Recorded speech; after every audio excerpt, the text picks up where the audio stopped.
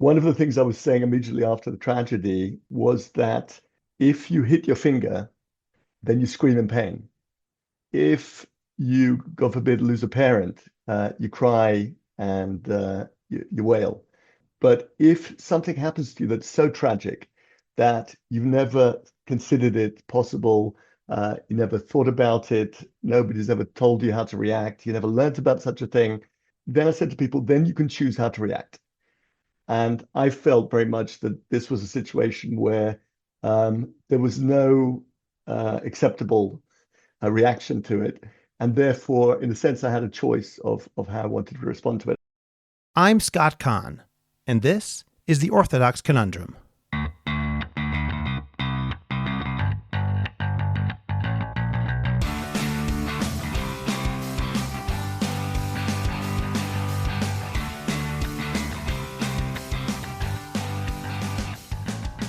This is The Orthodox Conundrum on jewishcoffeehouse.com.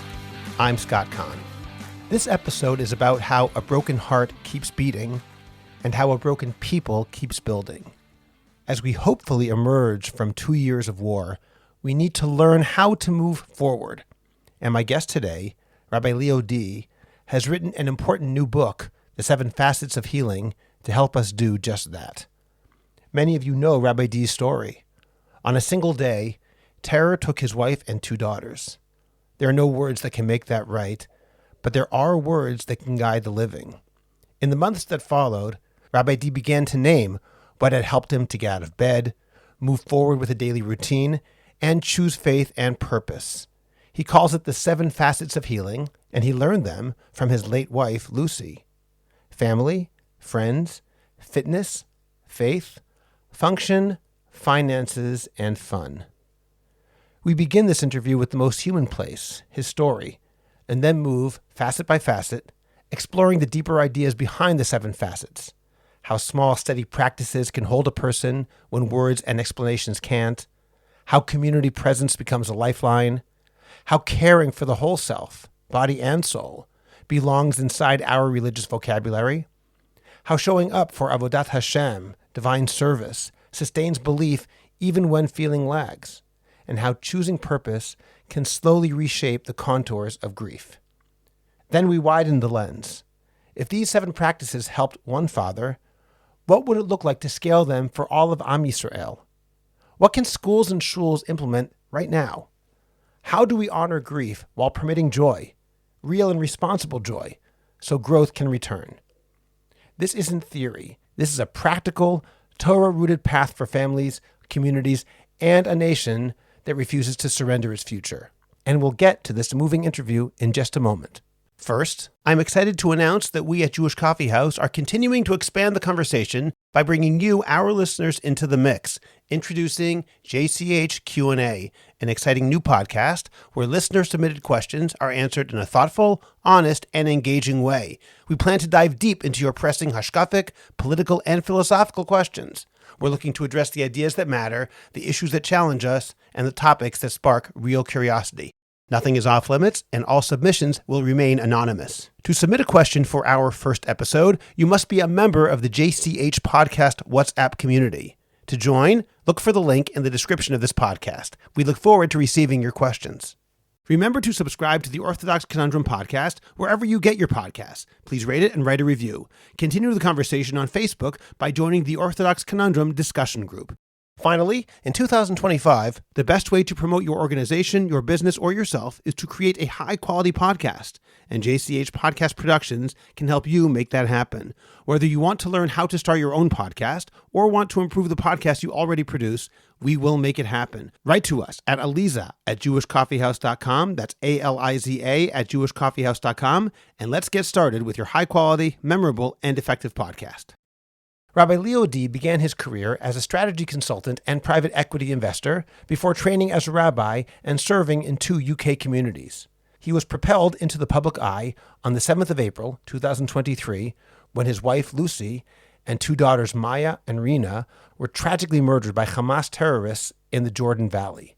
Since then, he's traveled to Jewish communities around the world, sharing a message of hope and healing. His book, The Seven Facets of Healing, is available on Amazon, and you can find the link in the description of this podcast. Rabbi Leo Dee, thank you very much for joining me today on the Orthodox Conundrum podcast. Thank you, Scott. I'm delighted to be with you today. Today we're going to talk about how individuals, as well as how we as a nation, can deal with the aftermath of tragedy and trauma. This obviously is relevant as we hopefully emerge from the war that started 2 years ago. And you have, unfortunately, terrible experience of this on a personal level. Can you briefly tell your story, and then we'll move forward after that? Sure. It started really on the 7th of April, 2023. We were leaving, it was a Friday morning, first day of Chol HaMoed Pesach here in Israel. We left our home in Efrat to go to a holiday in Tiberias. Driving up the 90 highway, we were in two cars. Lucy was with my daughter Maya, who was 20, and Rena, who was 15.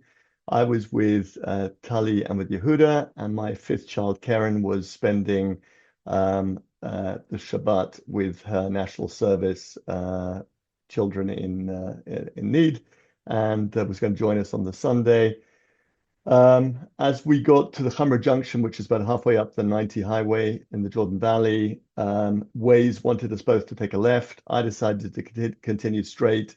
Lucy took the left. She encountered two Hamas terrorists with two Kalashnikovs and 20 bullets. And we buried my daughters on the Sunday and my wife on the Tuesday after she had donated 5 limbs and saved 5 lives.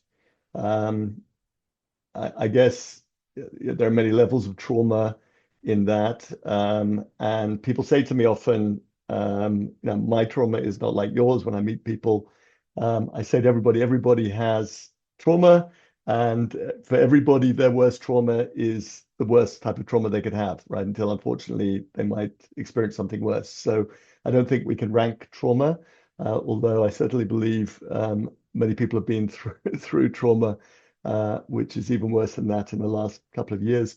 But I think that it's given me some insight in how to deal with it over the last 2.5 years since our trauma. And I felt when I wrote this book that this would be an opportunity to share some of the learnings that I've had and hopefully help people in the wider society.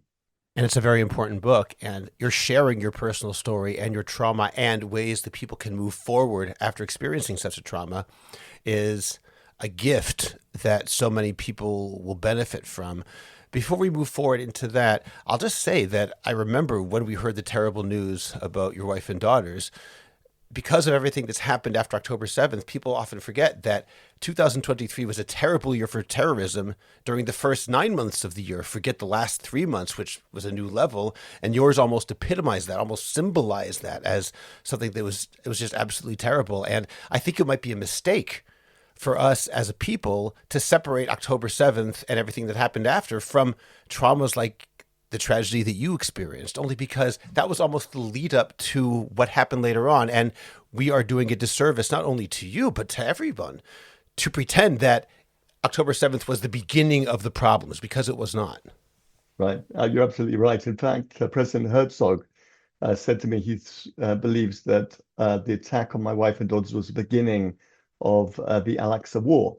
On the 5th of April, 2023, you'll probably remember the Israeli army entered, I think it was the Al-Aqsa Mosque. And there's that picture where they tied the terrorists down inside the mosque with nylon cords and removed a lot of weapons from the Al-Aqsa Mosque, which they planned to presumably rain down on the Kotel. And the attack on my wife and daughters afterwards, they claimed, was a response to what they called the attack on the Al-Aqsa Mosque. And then 6 months later to the day, they launched the Al-Aqsa War, which we wrongly called the Charvot Bazel, the Iron Swords. But it's really a war about the Temple Mount. Perhaps that's for another podcast. Before we move on, I just have another question to ask about your own personal mission, because you have turned your private mourning into a public mission of sorts, speaking and obviously writing this book. What spurred you to do that? private mourning is something which is very personal. It's something which every individual who goes through any type of mourning has to deal with in his or her own way. How did you decide that you wanted to go public about the way you were feeling?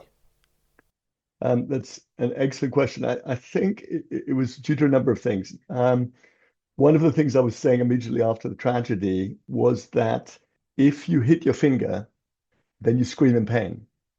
If you, God forbid, lose a parent, you cry and you wail.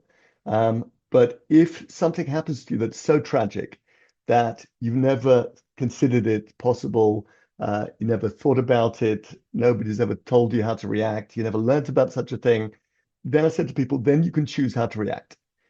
And I felt very much that this was a situation where there was no acceptable reaction to it.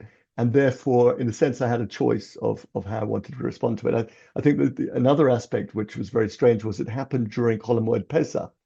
So, as you know, when you bury someone during the Chol Hamoed, you don't start the shiva until afterwards.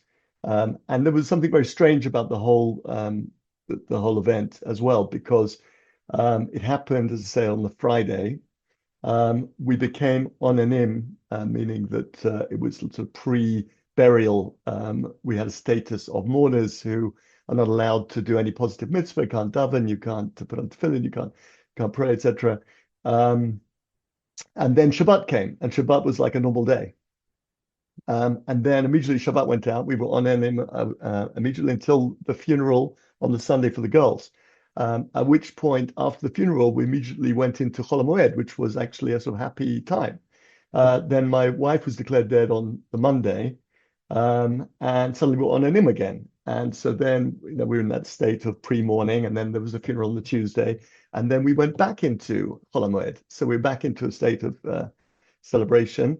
And then it was seventh day Pesach, and then we went straight into Shiva after Pesach, and then it was Shabbat.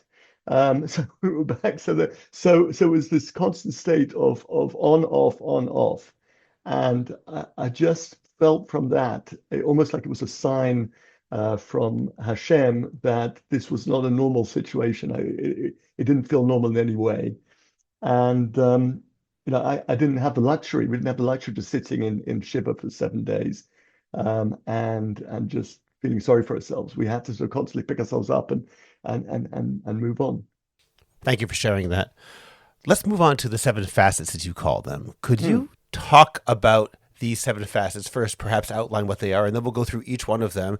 And I expect, Rabbi Dee, that what we'll do today is go through each one of them, how one on an individual level can use these 7 facets that you've discovered in order to move forward following a trauma, and then perhaps describe how we can use them as a nation, which is collectively mourning and collectively exhaling perhaps as well, now that hopefully we're moving forward into a better time.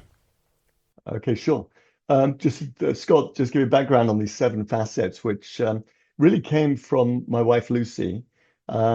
We discovered on date nights, I guess as many couples do, that we'd go out and we'd have, try and have a nice meal together somewhere in a restaurant. And very quickly, what would happen, whatever was on her mind or whatever was on my mind would suddenly take over the conversation. And usually it was moaning about something. So I would be moaning about work, or she would be moaning about the fact that a friend of hers had let her down again. And then we would just moan and moan and moan and moan. And that would just bring down the energy levels of the date night. And Lucy was somebody who was very sensitive to energy, positive energy. And after a while, she said, look, this isn't working for us. What we need to do is not just focus on one aspect of our lives, but we should actually have to give a assessment of all our life.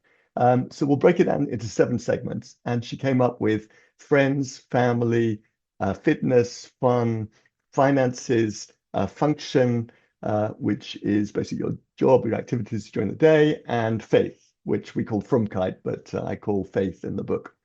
And that includes, Torah studies and davening and emunah. And we figured that actually that incorporates basically all the things that we were likely to complain about or be positive about. And the rule was on date night that we were not allowed to just focus on one. If we were going to talk about one, we'd have to actually give an assessment of all 7. So what we found was that, okay, my function was pretty bad. I'd had a bad day at work. My boss had, been pretty nasty to me. But actually, family was going well. The kids were doing well at school. Friends was good. We were going out with friends on Shabbat. My davening was good, and my learning was good, and a couple of other things maybe we were struggling with. And what it did was put things in perspective. So whatever you were going to moan about, you could actually see that it wasn't as bad as you thought. In other words, to zoom out and look at the bigger picture, not just the one facet, but all seven that encompass most of a person's lifetime, and be able to say, well, even though, for example, function isn't good, but faith was pretty good today, or something like that. Absolutely. And that was, and we found it really worked. And so when I've been speaking now for about 2.5 years since the tragedy, and generally about healing. I mean, people are interested to know how you get through, if that's even the right term, but how you cope with life after a tragedy. And I've discovered there are so many different things that have helped me, and many different stories, things that have happened to me. And I thought to myself when I was writing this, what format can I use? And suddenly Luce's Seven Facets came to mind. And I realized this is actually a pretty good structure in which to make sure that I've incorporated all the different pieces. Can I ask you, how did Lucy come up with those 7 facets? Do you know? She was creative. I don't know. I mean, she had tons of different things that she innovated, and this was just one of them. So, okay, let's go through them one by one, if that's okay, Leo. Let's open up with family. Okay, can you explain what that means and how one uses family as a means to move forward in a positive way? Okay, so I'll give an example. The Friday night of the tragedy, we found ourselves in Hadassah Ein Kerem Hospital, and I couldn't sleep that night because every time that I drifted off, I had a nightmare of the moment of the attack and what they must have gone through. And when I woke up, I realized that my reality was worse than the nightmare. And this cycle occurred, time after time throughout the night, and I couldn't sleep. And then, of course, Shabbat. And by the time we got to Motzei Shabbat, I figured I have to sleep. And I'd been awake for 48 hours. And I suddenly remembered a lesson from Rabbi Ephraim Goldberg's Emunah Shirim that I listened to also as regularly as your podcast, Scott.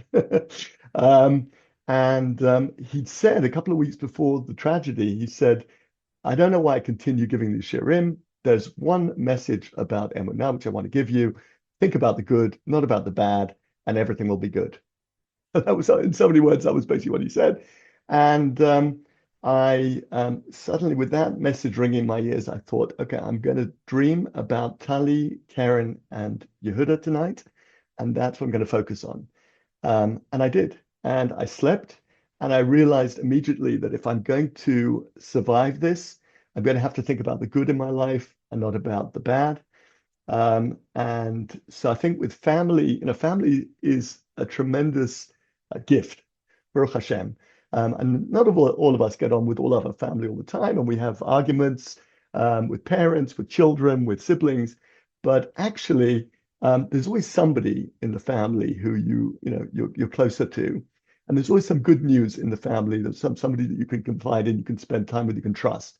And I think the ability to just focus on the good parts of family, and rather than the bad things that have happened to you in a tragedy or in trauma, I think is a tremendous way of healing and a tool for healing. I'm going to push a little bit only because it sounds like a very good thing to do, but how does one do that? Meaning, do you have a method of experiencing a trauma but focusing on the good? It sounds almost superhuman to be able to think in that way. Right. So there are techniques, and actually Rabbi Ephraim is a much better source for these things than I am. But one of the things which he talks about is that emunah is a muscle, and therefore you have to train it during the good times in order that it will be there for you in the bad times, which means that when things are going well, you have to start learning to appreciate the good. So when we say Baruch Hashem, it sounds like a very sort of coy term that we throw around too often. but it's a very, very valuable part of our conversation, because when we appreciate that something has really happened from Hashem, then in the good times, then also in the bad times, we can learn to think about those good things as well and to focus on them. I think it's a choice. I think one has a choice in life. One can choose to focus on the bad. One can choose to focus on the good. I actually believe, and perhaps this runs throughout, the theme of healing, that our Yetzer Hara, our evil inclination, doesn't want us to heal. And I think that it's a strange thing, and maybe I can say it because I've been there, and it's perhaps less. You can't accuse other people who are lounging in their sadness of doing that because of the Yetzer Hara, but I can say that for me this was true.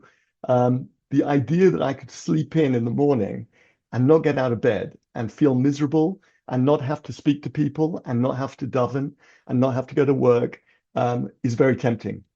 And to be able to fall back on that and say, something terrible has happened to me. I have every right to be miserable and not to achieve anything now in my life. And I'm not going to feel guilty about that because it shouldn't have happened to me. And anyone else in my situation would have done the same thing. And, all these type of messages, which we tell ourselves, it's really Yetzer Hara. And actually, it's all the wrong information.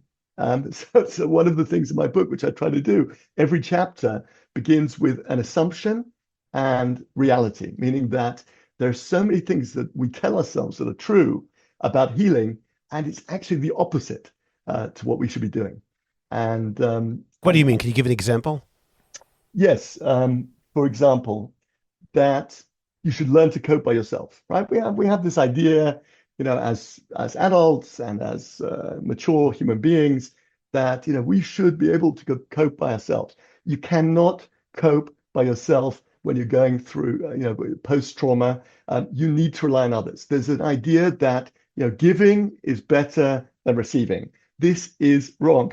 Okay, giving is receiving in certain circumstances. When you are the I say victim, I don't like the survivor, let's say, of a trauma, and people come to give to you, that is actually you're receiving is giving to them. And I'll give you an example. I discovered this during probably after the Shiva. We have amazing neighbors in a frat, and people just wanted to continually give. There was a food rota which they said could have run for about 10 years. And eventually I had to stop it because we just had so much food and eventually wanted to get back into cooking ourselves. But I remember the first couple of weeks after the Shiva, people came to the door with soups and cakes and food. And we already had another rota and people were bringing regularly anyway. And at one point, I remember saying to a particular couple who came to the door, I said, "It's really kind, but I'm really sorry. I can't take it because my freezer's full, and we just forgot the whole load of people just delivered food. I really can't take it." And I looked at the expression on their faces. They cooked this beautiful meal and this wonderful cake, and the look of disappointment told me everything. This was not about me, giving to me. This was me having the opportunity to give to them, to allow them to give to me. And I think that this is one of those fallacies that we teach ourselves, that actually it's better to give than to receive.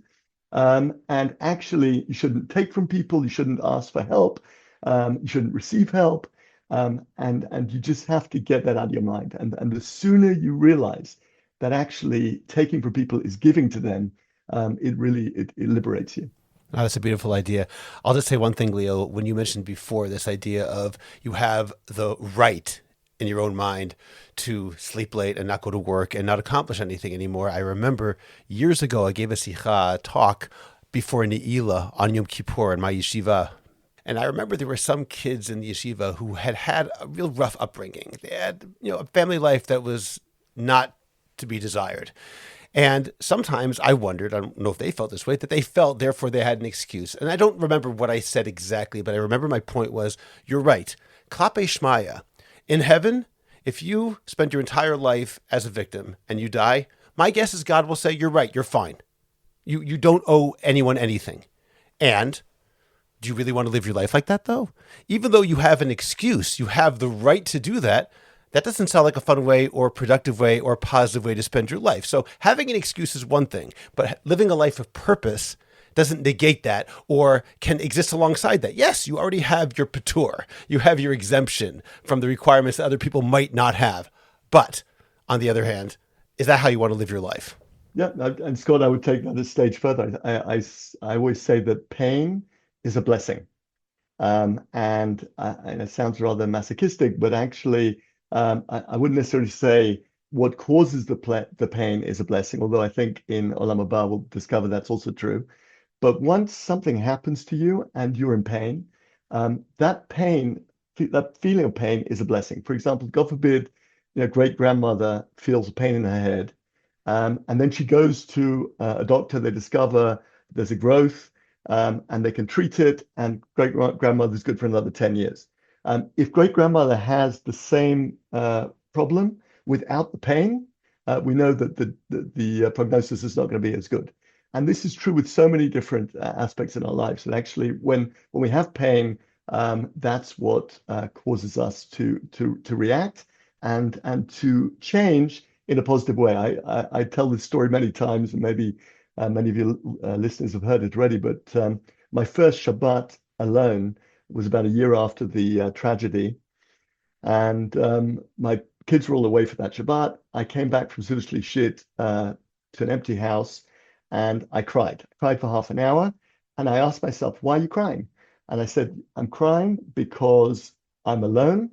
It's Shabbat. It's the first time in 30 years I've been alone on Shabbat. Up until then, my kids have been there with me, and I don't want to be alone. And so then I asked myself the question, so what can you do? And I answered it immediately. I said, I have to get remarried. And that was the beginning of a whole load of shidduchim. And Baruch Hashem, as you know, I got married to Elisa about 6 weeks ago. And so that pain turned out to be a blessing. And I think pain is always a blessing. It's just how we use it. I use the example of a alarm clock. On Rosh Hashanah, my alarm clock went off at 5:30 in the morning because I forgot to change it. And at that point, I have a choice.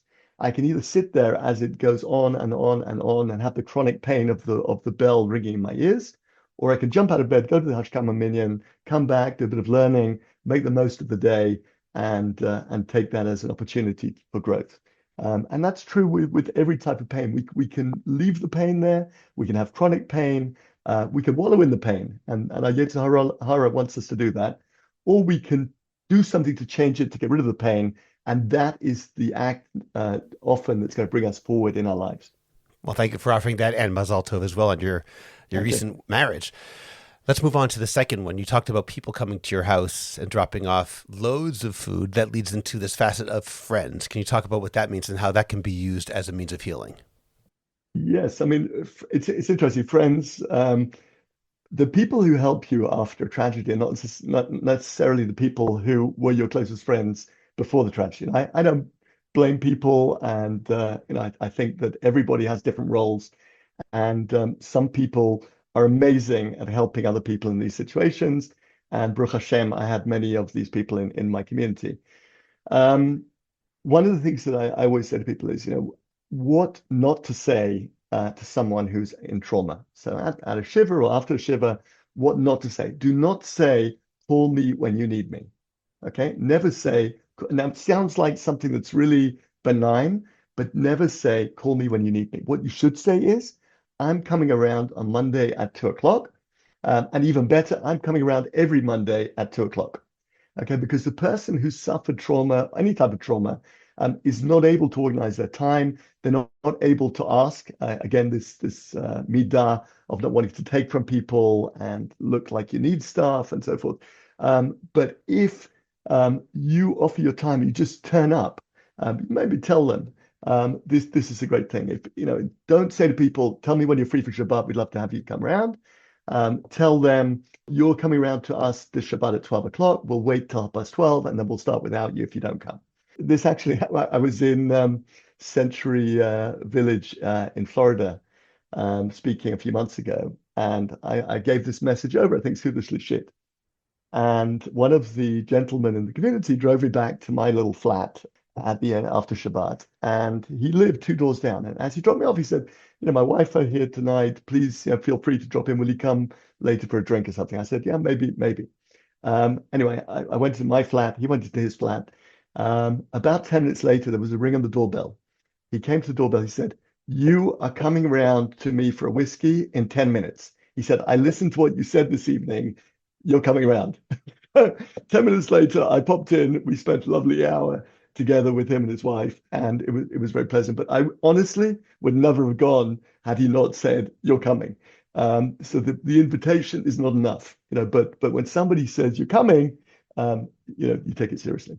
I will add that if I can, I think an important part also was when that person said to you, you are coming over to our house for lunch at 12 o'clock. If you're not there by 12:30, we will start without you, because there has to be an out for you. Perhaps you don't want to see people today. And despite what we said before, there are times you say, I really do need alone time. Each of us is different. So if I can add, it would seem to me, and I don't know if you agree, that it's important not only to say, I'm going to come by every Monday at 2 o'clock, for example, unless you tell me this week you don't want me to come, or you ask me not to. I actually had a show then that I was planning on watching, or that's the time I designated to read, or whatever. Would you agree with me? No, completely. Or it doesn't have to be so so explicit. It could be that you come around at 2 o'clock on Monday and you find that he's not interested, at which point you stop coming, and that's also fine. But you're right. Let's move on to the third facet, which is fitness. Right. So fitness, it's healthy eating, it's healthy living. For me, one of the aspects of fitness was tranquilizers and sleeping pills. After the tragedy, I had a friend who was a psychologist who had some tablets on her, and she immediately offered me these tablets and said, you've got to take these tranquilizers. I couldn't breathe at the time. I literally was having trouble breathing. And when I took, I think it was like a quarter of a tranquilizer pill every few hours, it relaxed my chest enough that I could breathe. And the sleeping tablets apparently helped me to sleep. But I very quickly realized that if I'm going to survive, I can't survive by taking these pills. And I was very lucky, actually, because a friend of mine in London came to visit a few weeks after the Shiva. And we had a very quick dinner together. And he's an engineer. He's a very sort of straightforward guy. And he was telling me about the fact he had a back problem and he'd been to every doctor and he couldn't cure it. And then suddenly somebody said, go to an acupuncturist. He went to an acupuncturist, and after one session, he was cured. And had anybody else in the world told me about this, I would have just written it off as Bobby Meisters. But because this guy is so so scientific, when he told me that this worked, I thought, wow, must be worth a try. And then a number of coincidences happened, and I ended up with an amazing acupuncturist in El Azhar, which is near to me in Efrat. And I've been going to him pretty much every week since then. The funny thing was, the first time I went to him, he treated me in the morning for sleep. And he started 10 pins in me. I sat there for half an hour. I thought, this is ridiculous. I went on along my day, didn't feel any different. That night, I was driving back from Tel Aviv, where I'd been speaking. My son had come with me. And it was about 11 o'clock at night on the number one highway. And as you get towards Jerusalem, there's a petrol station on the right-hand side. So I pulled over. I said to my son, Yehud, I said, go and get me a double espresso. I'm going to have a 10-minute shlof, and then we're going to continue. I never drink caffeine after 12 o'clock at lunchtime. And I never felt tired enough to ever have a 10-minute shlof at 11 o'clock at night. I was completely knocked out. I just about made it home. And after that, I threw away all the tablets, and it was fantastic. So I feel that there is an aspect to fitness. I mean, also having a regular routine. My sister is a psychologist, and she called me up a week after the Shiva and said, how are you doing today? What have you been up to? So I said, well, I got up at 5:45. I did Daf Yomi at 6 o'clock, 6:30 Daven Shachrit, 7:15 I went for my walk around a frat with my friend, and then I've had breakfast. And she looked at me. She spoke to me on the phone. She said, "Wow, her clients are inner city clients in London who have come from lower socioeconomic backgrounds." She said, "Wow, if my clients had that amount of social contact and sort of input in their mornings in that routine, that would be a massive step forward for their recovery. So, mental fitness is a tremendous a tremendous thing. So, and a lot of these things are things as we do as Orthodox Jews as a matter of course, and often we don't appreciate why we do them. Actually, Shachrit, the routine can be quite annoying, and we can resent it, and we rattle through the prayers, and we don't understand why we have to get up in the morning and then do Daf Yomi.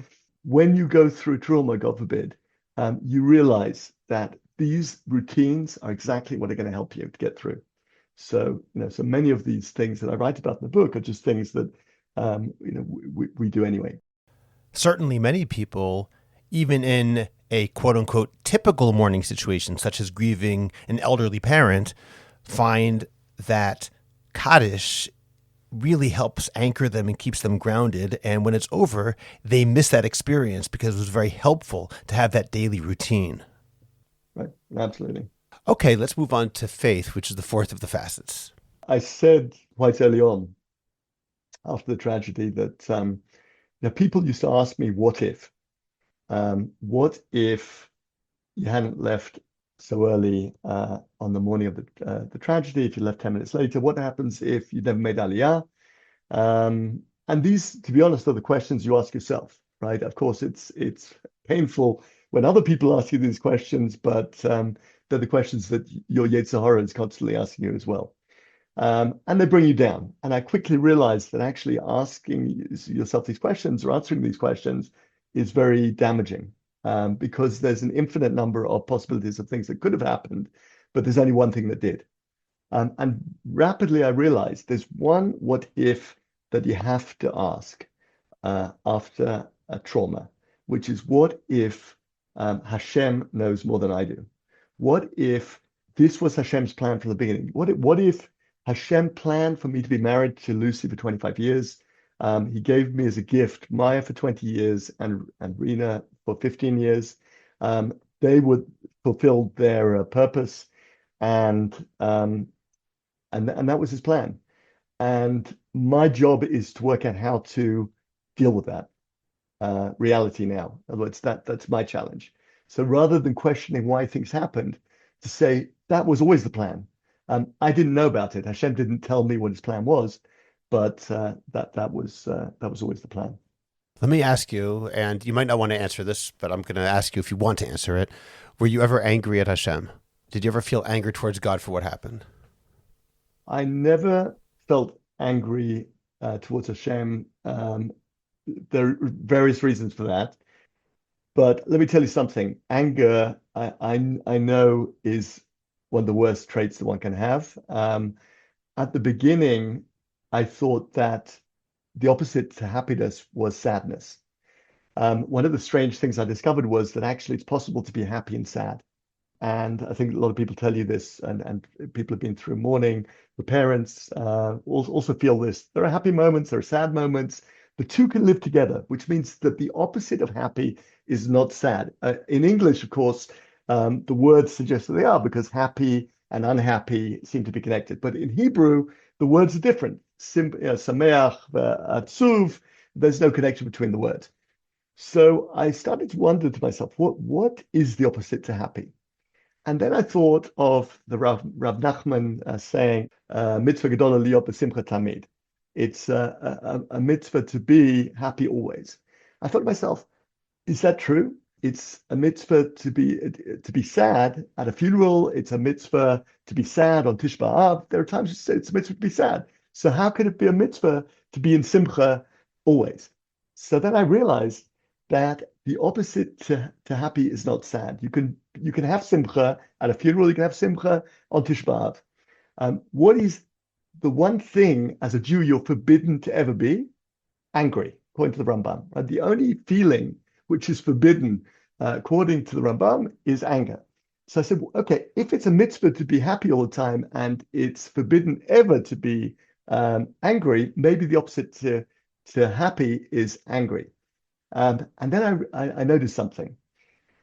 Before the Shiva, there were about 5 people in a frat or outside Jerusalem ex-friends who I was broigus with, or they were broigus with me, right? So we all have these people. I'd been at that point in Israel for 9 years, and people that I'd upset or they'd upset me, and people that if you're walking down the street on one side and they're coming towards you, you cross over to the other side. If you're at the supermarket in one queue, you move to another queue.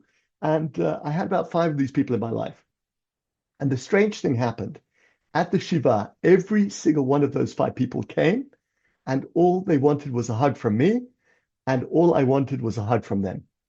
And I thought to myself, why was that? So I can't necessarily speak from their perspective, but from my perspective, I realized when I gave them a hug, the anger fell away and my level of happiness moved up a notch. And I think that, in our lives, we are often broigus with people, maybe it's with parents, with friends, whoever it is, siblings. We are only hurting ourselves. We are reducing the amount of happiness that we have. Now, most of us, Baruch Hashem, are a level of happiness which is sort of, mid to high. And therefore, we can afford to lose a few points of happiness and we probably don't even notice it. But if you, God forbid, in a situation where you really have suffered and your happiness levels are at rock bottom, you can't afford that. So that's when you pick up on that phenomenon. I have one more question about faith to ask as well.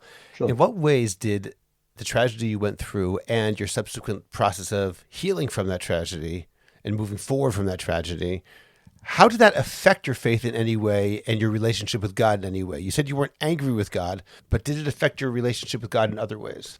It gave me more clarity on God.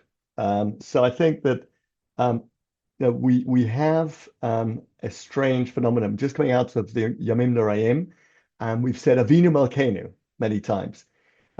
This is very misleading, Avinu Malkeinu, because most of us, just by saying those words, are thinking about a guy with a white beard on a cloud, maybe with a crown.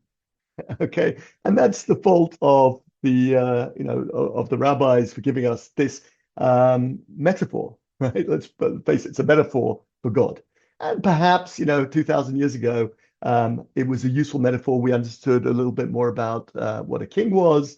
A king was very different to what a king is today, and father relationship was different, and whatever. So today I think if I believe God was the guy with the white beard on the cloud, making a judgment about me and my family, I would be angry with him. I might hate him. I might cease to believe in him. But I never believed that. So I never had that problem because I never believed that Hashem was that. There are different analogies one can give for Hashem to picture in our mind what Hashem's like. One of which I think Rabbi David Aaron gives is that if you imagine you're dreaming about somebody, how much do you know about the person in your dream? Probably everything, whatever you want. How much does the person in your dream know about you? Pretty much nothing. So he says, our relationship with Hashem is much more similar to us being in Hashem's dream, right? He knows everything about us. We know pretty much nothing about him. And the moment he stops dreaming about us, we cease to exist. In the words of my teacher, Rabbi Jonathan Sachs, don't worry if you don't believe in Hashem. Worry when Hashem stops believing in you. And I think that's how I understand my relationship with Hashem. So I'm slightly less worried about my belief in Hashem, and I hope that Hashem continues to believe in me. And when it comes to the time where I meet my Maker, I've got a lot of questions for him. But please God, that should be in many years' time. Oh, please God. Okay, thank you for sharing that. Let's move on to the 5th of the facets, which you call function. You explained earlier, that's your job, the things you do. Yeah, function. I'll give you a story. I went to a psychologist about 10 times. It didn't start off well because the psychologist said to me, this is the first time I've ever seen something this tragic. There's nothing written about it in the literature. We'll have to learn together. So that didn't really encourage me. But on the last session, he said to me something very interesting. He said, Leo, you're suffering 2 parallel traumas. Number one, you come home to an empty house and your wife and your daughters are not there. and you have extra time in your hands every evening. And whatever you do during that time, you're aware of why you have it, and that's going to give you pain. He said, number two, just remembering Lucy, my reader is going to bring you to tears, and that's a second parallel trauma. And I looked at him, I remember saying, Eli, I said, Baruch Hashem, after the Shiva, people started contacting me, asking me to speak or to get involved in different projects in memory of the girls. And because of that, it's helped me in two ways. Number one, I come home late at night, usually 11 o'clock at night. I don't have time to think what I would do with my spare time because I don't have any. So number two, when I now think back at Lucy, my Rena, I don't always cry, but sometimes I actually feel a feeling of simcha that I'm doing something meaningful in their memory. So for me, function was very much, I quit my job as a maths teacher and I started talking to people about what happened. I started getting involved in projects in memory of the girls, dedicating my life to things which were meaningful to me at this point has really helped me. Interesting, I'll tell you a story. After October the 7th, I got a call 4 months afterwards from an Israeli guy in Tel Aviv. He said, my best friend lost his son at Nova. He hasn't left the house for 4 months. And I'm calling you because I just want to see whether you can help in any way. Could you meet with him? So I said to him, I'd love to. Next week, I happen to be in Modi'in, but I'm not coming to Tel Aviv. If there's any way you could bring him to Modi'in, we can meet for a coffee and with pleasure. So that Tuesday, we met up in a cafe in Modi'in, and we spent an hour chatting. So the first thing was, this was the first time he'd actually left the house. So already this was a win. It's already important. Already important. And so then we talked about, his son. I said, tell me about your son. What would he have wanted you to be doing to memorialize him? His son turned out to be this amazing guy. And it turned out that a lot of this stuff that the father was doing in his life actually was connected to what his son's passions were. So we talked about how he could dedicate his work to his son. And I was very pleased to hear from him a week later that he'd gone on a trip with, I think, one family abroad, which he wasn't planning to go to, but his wife wanted to go to. And I think this was, a step forward in his healing. So I think that actually, maybe it's obvious to people, but when tragedy like this happens, dedicating our time to projects and to activities in memory of the deceased can be a tremendous source of positive energy and part of healing. That's important as well, of course. Let's move on to number 6, which you call finances. Yeah, finances as a part of healing. First of all, it's fair to say that for many people after trauma, it affects your career, it affects your ability to make income, and that's an extra pressure. Baruch Hashem, I'm not in a situation where that was a massive issue for me. But even so, you have to adjust your living standard to your income. And I think that's just a lesson as Jews that we learn anyway, which is hasamech b'chalko. And one has to learn how to live within one's means. And I think even more so after trauma, when you're struggling with those means, is to understand how you can scale back if necessary, and how that's not a failure. It's just it's an adaptation. I think of the Gemara, I believe it's Masechet Brachot, that says that there is a sort of duality that in a very different situation, let's imagine that someone's great uncle dies and it's tragic, but they're the beneficiary. So the person has both the sense of Dayan Ha'emet, the true judge, and also a Tov Metiv. He now has this windfall financially, which will help him. But that also can apply in the reverse. For example, if the trauma took away the breadwinner, or a situation where the family simply doesn't have the same money, or perhaps someone, as you said, can't work now because they're too traumatized to be able to go back to their job, or whatever the situation is, a person might even feel guilty that part of their grief process involves not only grieving the person who was lost, but the fact that they have a financial strain on them that they never had before. And I think we have to give people permission to say, that's part of it. It doesn't mean you're doing anything bad. You have to understand it's part of your life that when you are hit financially because of this, it's not bad to also understand that's something which is painful too. You can acknowledge that, I think. Right, absolutely. And just, I know you want to talk about this afterwards, but how does that apply to a people, to the whole Israeli people coming out of the stress of this war? I think that one of the most amazing things about the Jewish people is how we spend our money. And as a beneficiary now from so many different charities and different organizations, I've had a different insight into this. You see that Jewish people often will spend their money in a particular place that's a passion of theirs. And there's some people who do amazing haknasat orchim, invite guests and spend a fortune and do amazing things. There's some people who are passionate about Jewish learning and fund yeshivas. And there are some people who spend money on health and give money to ambulances. And so many ambulances have been dedicated to my wife and daughters over the last 2 years. It's incredible.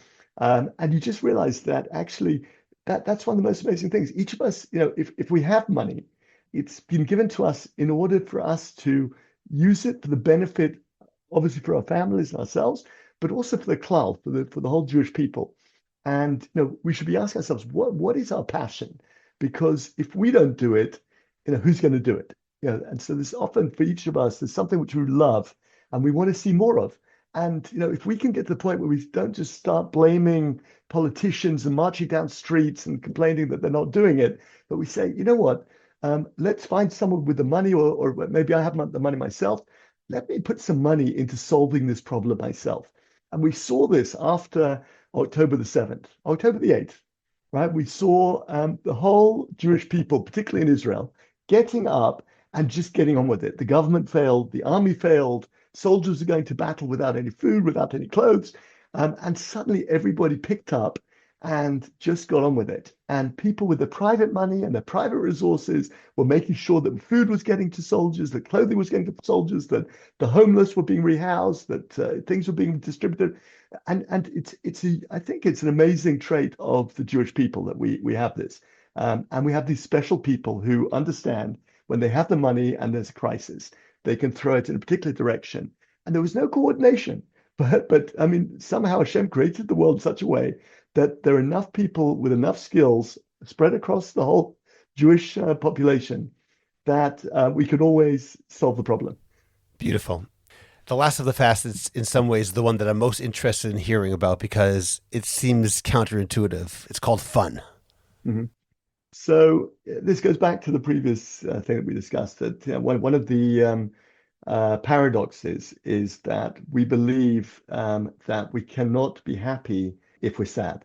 And if we're mourning and if we suffered a trauma, I have to say for myself, I was guilty as well. I remember the first year after the tragedy, I spoke many times in many different communities and schools and youth groups. And often they wanted a picture of me at the end with the group. And I remember consciously not smiling in any of those pictures. And I just felt it was a betrayal to Lucy, Maya, and Rena if I was going to smile in any picture, maybe forever. I mean, until I realized that actually this was completely wrong.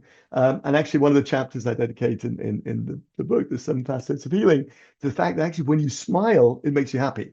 So your Yetzer Hara is telling you don't smile, right? Because you're going to look like you're happy and everyone's going to question, how can he smile? But that is actually preventing you from recovering. So this is another paradox. Anyway, so this is a natural thing that happens when we suffer trauma. We feel it's guilty about smiling. I learned the lesson very early on because at the shiva, I remember about the second or third night of the shiva, everyone had left, and my sister and my parents were sitting in the lounge. And my sister, who's a psychologist in England, told me the story. She said that a SEM girl came from the north of Israel, and she was looking for solace in her own life and spiritual advice. And she'd come to the shiva thinking that she could sit with me and have a chat. And Baruch Hashem, at the shiva, we had 10,000 people. So literally we had groups of 200-300 people coming in, going out every 10 minutes. And she couldn't get anywhere near me. But she found my sister, and she started asking my sister these very spiritual questions. And my sister, bless her, is fantastic, but she said it really was out of my pay grade. And then she said to me the following words. She said, it was a little bit like somebody came to visit the Pope and they got to speak to his cleaning lady. So I remember bursting into hysterics and I was roaring with laughter. It's the second or third night of the Shiva. And I suddenly felt this massive feeling of guilt. Like, how can I be here? I'm the Shiva just buried my wife and my two daughters. And I'm roaring with laughter about something that happened that was very funny. And I guess at the time I just registered it as a sort of outlier. But more recently I realized that this is it. It's a phenomenon that there's nothing wrong with joy, simcha, when you're sad, when you're mourning. There's no contradiction.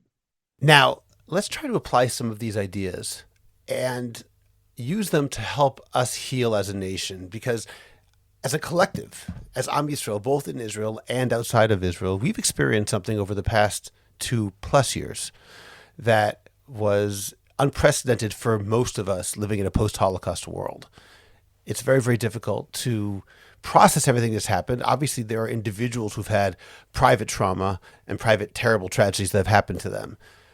Even as a nation, however, even people who haven't lost somebody, we often feel that we've lost something, whether it was the sense of security we once had or the sense of normalization. We felt, okay, maybe, as I've mentioned before in different contexts, in the back of my mind, when I used to say, Shebechol dor vador omdim aleinu lachalotenu, every generation they want to destroy us and Hashem saves us.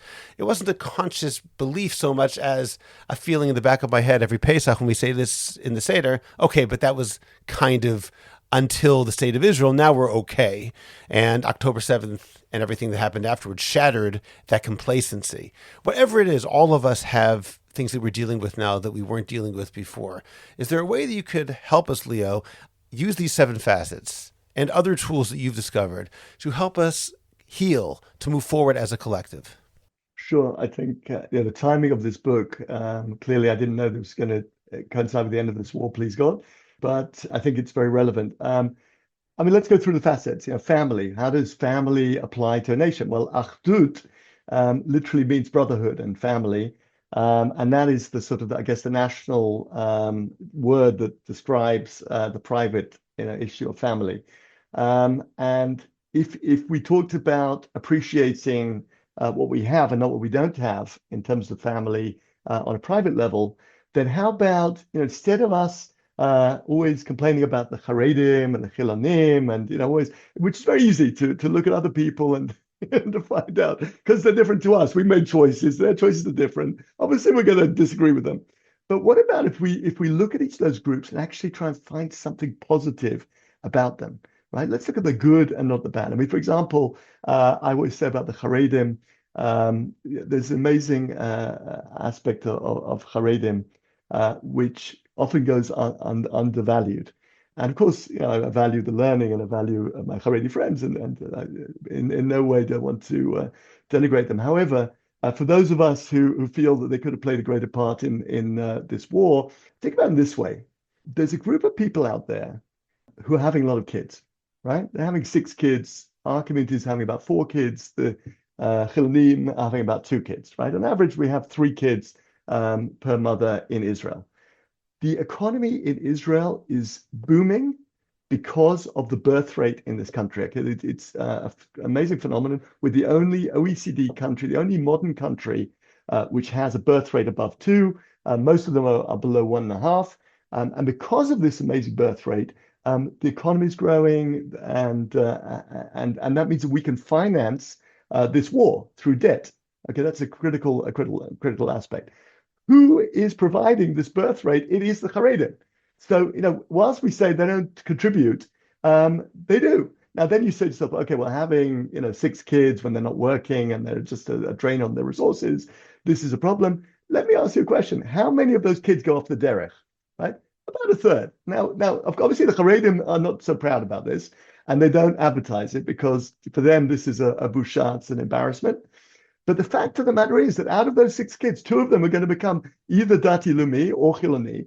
right? And eventually their offspring will become, productive in terms of the economy and in terms of the army. In fact, some people say they're producing more Chilni kids than the Chilni couples are, right? Which, okay, so I'm saying, so let's That's an interesting way to put it. Yeah, let's appreciate the fact. Plus, I don't know about you, but I drive through Beitar occasionally, and I look at these kids. I think, wow, I drive through London and I see kids, graffitiing and smashing into shops or whatever. And I drive through these Haredi neighborhoods. I think these kids are amazing kids. They're good kids. They're studying. They've got good midot. The potential there is huge. And once also they become a little bit more integrated into the workforce and into the army. So there are great things to say about them. They're the Chilanim, right? We can complain about Chilanim, or we can march and they can march up. Truth of the matter is, who built up this nation, 77 years ago, right? Who built the kibbutzim? Who plowed the land? Who put in all the infrastructure? Who built the army? I know we complain, I complain. The army is dominated by the Chilanim and, it's very difficult and there's glass ceiling for the religious people. But who built it? So again, if we spend more time looking at the good in society and less looking at the bad, then perhaps that can be part of the healing process for family, for Achdut as a nation. Okay, let's go through some more and see other ways that we could do it as well. Okay, I mean, friends, we're talking about just turning up. I mean, and again, in the book, there are many different chapters in each of these different categories. I'm just giving you some one or two examples. But just turning up. How about we just turn up for neighbors in society? How about we just, we have magle siach, right? There was this idea that we should just talk. But what about we just help? Magle asiya, right? With circles of action, right? And we just turn up and we help a neighbor, or we do something with someone. It sets off a chain reaction. I can tell you, for sure for me, I had 10,000 people. We had 10,000 people come to our Shiva, and their energy energized me to go off and do other things, which I've done. And maybe some things I'm doing is going to energize other people. So it all starts with somebody doing something, right? If those people haven't just decided, and some of them came from the north of Israel, from the south of Israel, they'd slept 3 hours to my Shiva, and I probably never spoke to them, right? I mean, some people I found out had come from different places, but I probably never spoke to them. I appreciated every single one. I'll tell you a story. After the 7th of October, about a month after, my daughter Karen, who was 19 at the time, she said, let's go to the Dead Sea and meet the families from Be'eri that were staying at the David Hotel. I'll speak to the kids and you can speak to the adults and maybe we can do something. So I went with her and she spoke to the kids, and I met a guy who you should probably have on this podcast called Avida Bechar, who anyone can look him up on YouTube, is one of the most amazing people I've ever met. He lost a leg and his wife and his son in the safe room in his house in Be'eri, and he's gone on to do amazing things. But I turned up, it was a month after the tragedy, and he was sitting shiva in the hotel lobby. And that tells you a lot about how many bodies had to be buried, that it took a month before he could sit shiva. But in any case, I look at this guy, he's full of strength. I'm thinking, where does this come from? And it was only later on that evening we went and joined them in the hall of the hotel. There was 1,000 people from Be'eri sitting in this hall. And out of the 1,200 original members of the kibbutz, 200 had been taken hostage or killed on the 7th of October. And as I'm looking around the room, I realized Avida didn't lose 2 members of a family of 6. He lost 2 members of a family of 1,000. And then I realized for myself that I didn't lose 3 members of a family of 7. I lost 3 members of a family of 15 million. Because I honestly we felt that the whole Jewish people had come and embraced us at a time of mourning. And I still feel that today. I walk down the street, people come up to me and give me words of comfort. 2.5 years later, I could be across the world and people come up and give me a hug. And I just feel, but it's when people do something, they pick up and they turn up, that is the most amazing thing. Not when they offer. Facebook doesn't count, anything online doesn't count. But when you do something and you physically turn up, that's really what makes a difference. Can we talk about faith on a national level? Do you think there's a way we can do something nationally, given what you said before about all of these different groups, each of which thinks that the other one is ruining everything for Judaism. Is there a way we can perhaps begin a national religious revival that includes everyone?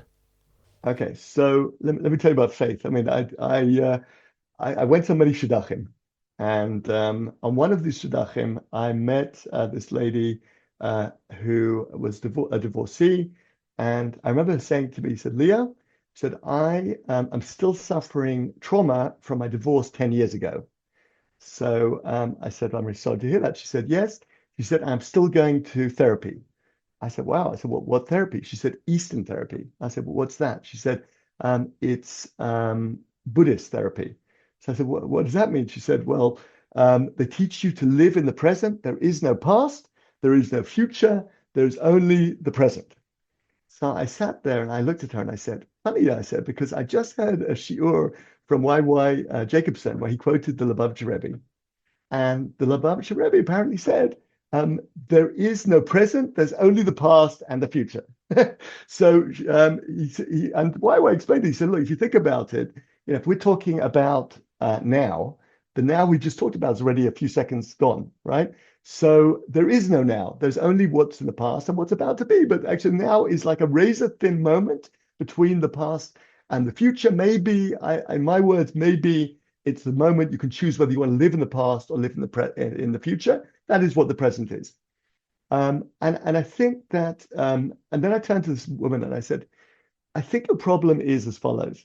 I said that if you have pain and you believe there's only the present, then if you sit on the floor with your arms crossed going for 3 hours, I said, perhaps, the pain goes away momentarily, but I guarantee it will come back because it exists, it's real, it's in the present. And in a week's time, you'll go back to the therapist. I said, fantastic business for the therapist, really bad for you. I said, but if you understand that there is no now, there is really only the past and the future.